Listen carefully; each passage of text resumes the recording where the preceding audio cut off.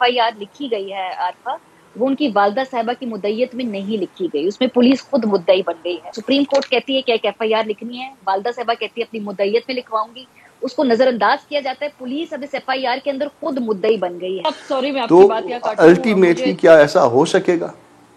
ये क्योंकि आपने वो मारिया इंसाफ की साहब आप बात कुछ की कहना और चाह रही? वो जी क्योंकि आपने ये सवाल भी उठाया था कि FIR क्यों नहीं पहले लिखी गई, तो मैं आप लोगों को ये बता दूं, अभी जो FIR लिखी गई है आरफा, वो उनकी वालदा साहिबा की मुद्दईयत में नहीं लिखी गई, उसमें पुलिस खुद मुद्दई बन गई है। और आंटी ने आज दोपहर को ऐलान किया था कि वो अपनी मुद्दईयत में FIR लिखवाना चाहती हैं।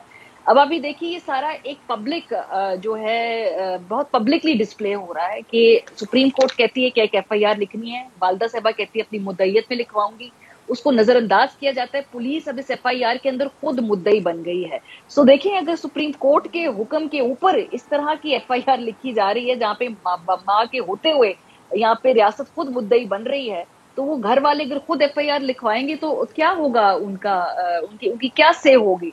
और ये बात देखिए कि इस FIR की क्या सेहत होगी, इस FIR की क्या क्रेडिबिलिटी होगी जिसमें लवाहिकीन मौजूद हैं, लेकिन उनकी बात नहीं मानी जा रही। रियासत अपनी मर्जी से खुद अपनी मर्जी का नाम लिखकर अपनी मर्जी के लोगों को उसके अंदर जो है अक्यूज कर रही है।